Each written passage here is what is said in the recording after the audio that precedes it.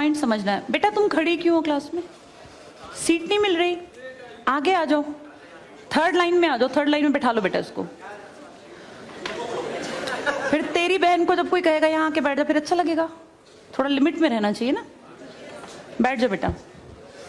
चलो अपने देखो, अपने व्यवहार को ऐसा रखो जैसा तुम दूसरे के साथ करो, तुम्हारी बहन के साथ वही होगा।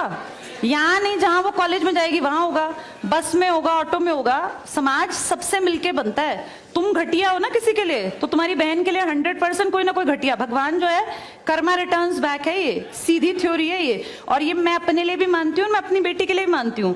मैं जैसा कर रही हूँ ऐसा ही मेरे साथ होगा, या मेरे घर वालों के साथ। तुम जैसा कर रहे हो ऐसा तुम्हारे भाई बहनों के साथ होगा ही होगा। हम किसी भी बेटी के साथ गलत करेंगे ना, तो अपने आप को इसके लिए तैयार रखना कि मेरी बहन भी पढ़ने निकलेगी। आज छोटी है तो कल निकलेगी। चाचा की बेटी, मामा की बेटी, ऐसा नहीं कोई घर में रिश्ते ही ना हो, माँ भी तो होगी। जैसा तुम कर रहे हो ऐसा तुम्हारी माँ के साथ जरूर घटित हुआ होगा। अब तुम कर रहे हो। बड़े अच्छे कई एड्स हैं, उसमें एक जवान लड़का ना सीटी बजा रहा होता है, तो उसकी माँ, देखा है तुम लोगों ने वो?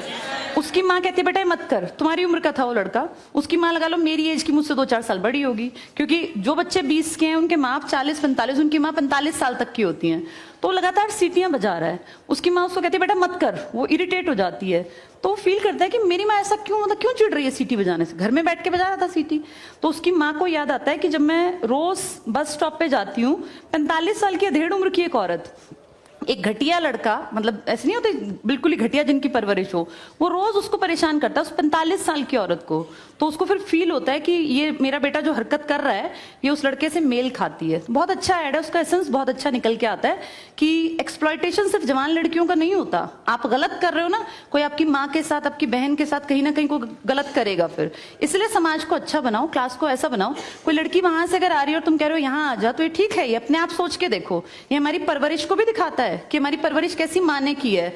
अपनी बेटियों को जितने हम संस्कार देते हैं ना, उससे ज्यादा बेटों को देने चाहिए, क्योंकि गलत करने वाले लड़के ही तो है ना, किसी के प्रति गलत कमेंट करने वाले। ये ठीक नहीं होता। इतने काबिल बनो कि कोई तुम्हारे साथ बैठना चाहे। तुम्हें ये कहना पड़ रहा है कि यहाँ के बैठ जाओ, तुम कोई वो छिछोरे 70-80 के दशक के लड़के थोड़ी ना हो, पढ़े लिखे 21वीं-22वीं सदी के लड़के बैठे हो। तुम कोई बच्चे नहीं हो। अब अपने व्यवहार को इतना अच्छा बनाओ, क्योंकि जब गलत बात बोलो ना तो ये सोच के बोलना कि मेरे घर में जो औरत है ना उसको ये सहना पड़ रहा है कहीं ना कहीं।